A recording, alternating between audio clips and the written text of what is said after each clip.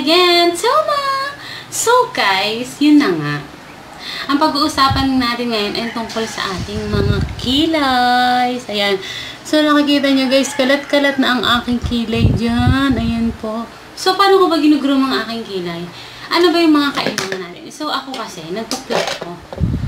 Binubunot ko yung aking kilay. So, ang una ko ginagawa ay nagdo-drawing muna ako ng gusto kong shape. So, dinodraw ko dyan kung ano yung gusto kong shape at kung ano lang yung gusto kong mawala.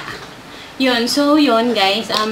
I-share ko kung paano ko i-groom ang aking kilay. Kasi ngayon, yan, nahihirapan akong mag-eyebrow kasi kalat-kalat na siya. Yan guys. Sandali, lalapa. Yan guys. Nakikita nyo yan. Oh. Diba, ang kalat na pati dito sa taas. So, ko lang siya guys, tapos babalikan ko kayo. So, yun na nga guys, ayan na siya. So, naguhitan ko na siya ng kaonte. Ayan, kung nakikita nyo. Ginuhitan ko lang siya dyan at bubunutin ko na siya.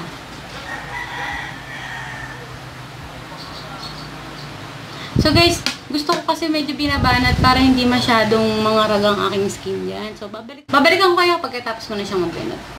Guys, nagbunot ko na tong part na to, itong right side ko. Ayan, makikita nyo guys, namumula-mula pa. Ayoko nang masyadong manipis na kilay. So, tinanggal ko lang yung mga yung mga kalat niya sa ibaba. Katulad nitong isang yan. Ayan, di ba guys? So, tatanggalin ko lang din yung part na yan. At gusto ko kasi sa eyebrow ko is yung arc shape, yun ang gusto ko. Tapos guys, pagkatapos natin na siyang malinis, so gugupitin ko yung bandang dito sa taas kasi tignan nyo, hindi siya pantay. Diba? So gugupitin ko siya guys at papakita ko sa inyo kung paano. So tapusin ko lang itong isang eyebrow ko at babalikan ko kayo. Guguhitan ko lang siya guys kung ano yung dapat ko talang tanggalin kasi minsan lumalagpas ako. So ayan, nakikita niyo aking kilay na yan. At yun. Guys, tapos ko na siyang bunutan. Tignan nyo na siya. Ayan, malinis na siya. So, mga beshi, ang kilay natin hindi talaga pareho. Pwedeng mas maganda yung kanan, pwedeng mas pangit yung kabila, yung kaliwa. Ganun din naman ang kilay ko. Katulad ng mapapansin nyo sa kilay ko, guys. Eto, talagang naka-arc shape talaga siya. Unlike nito, parang nabitin. At mas makapal yung kilay ko dito. Dito, maganda. Mas gusto ko yung ganitong kilay kasi madali siyang eyebrowhan. Kasi mas gusto ko yung pa-ombre. Yung pag nag-eyebrow ako, gusto ko yung pa-ombre dito. Manipis lang dito, tas dito makapal. Kasi dito, makapal na dito yung sa bungad niya. Kaya nahihirapan ako minsan. Kaya ang ginawa ko ngayon, binunutan ko din siya. Binunutan ko din siya para mapantay siya kahit papano. Ayan. So, kung makikita nyo guys, yan, binunutan ko din siya ng buhok dito. So, yan, medyo wala na siya dyan. Kasi hanggang dito yung buhok ko dyan. So, pangit talaga. So, yan, binawasan ko lang yung, hindi ko na ginalaw yung taas. Kasi parang mas minipis na siya. Ayoko masyadong manipis na kilay. So, yun na nga guys. At mas maganda na siyang eyebrowhan ngayon. At papakita ko sa inyo kung paano ko siya eyebrowhan. Kasi mas shape ko na siya sa gusto kong shape. At ayan guys, tignan niyo ulit. Yan guys, so eyebrowhan ko na siya. Yan, gumagamit lagi ako ng brush sa eyebrow. And, papakita ko sa inyo kung ano yung pinagkaiba niya. Ngayong, nabunutan ko na siya.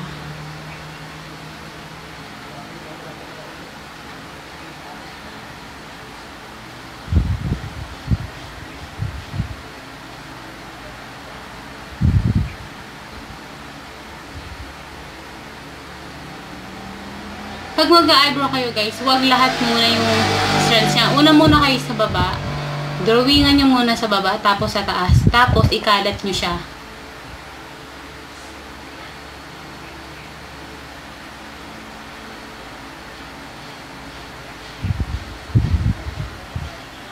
Tapos yung tira niya, dun nyo palang ilalagay sa taas.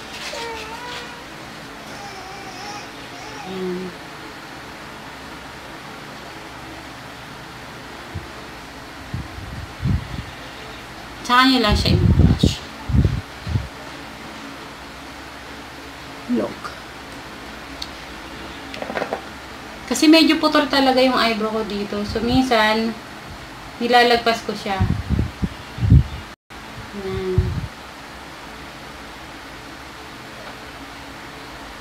At wala din ako ditong buhok. Parang nakalbo siya. So, nilalagyan ko din siya. So, din, dinadaya ko nga siya para magpantay silang dalawa.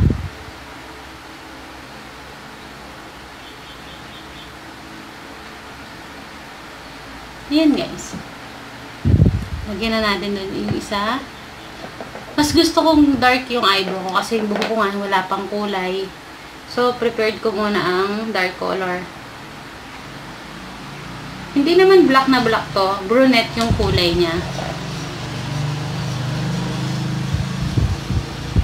Sa baba muna. Tapos sa taas. Mas nadadalian ako dito sa eyebrow na to na ayusin kasi yun nga, mas maganda yung shape niya. Ayan. And yung sobra, kinakalat ko lang. Tapos, iba-brush ko na siya.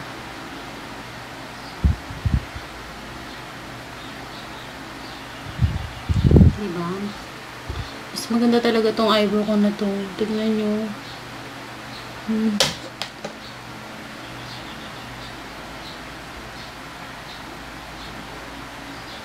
Kasi dito, full pack yung... Yan, guys. Tapos, guys, kung makikita nyo, diba? Mahaba tong buhok na to. Ginugutit ko yan. Konti lang naman para hindi siya nakataas. Kasi, hindi nga siya pareho. Ito naman, walang nakataas na buhok. So, gugupitin ko siya. Since wala akong gunting para sa eyebrow, gagamitin ko yung gunting sa buhok. Konting-konti lang, guys.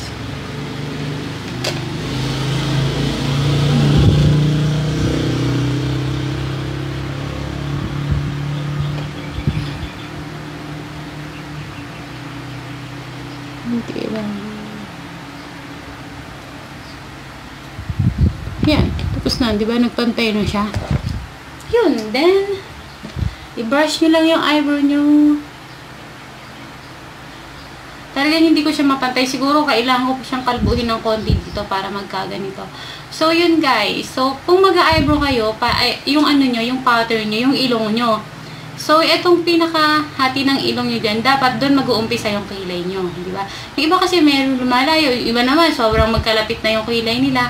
Para hindi masagwan tingnan, kumuha kayo ng eyebrow brush. Tapos, ayan, sukatin nyo. Diyan kayo mag-start. Ito pang isa, diba? Tapos mag-e-end siya, ganyan naman. Diba? Minsan masyado silang igse, yan, ganyan. So, ganyan ninyo yung, hindi ko kasi yan. Ganyan nyo yung, kung hawak nyo anong stick ang gamitin nyo. Tapos, yan. Para makuha nyo yung tamang shape ng eyebrow. Diba? Yun, guys.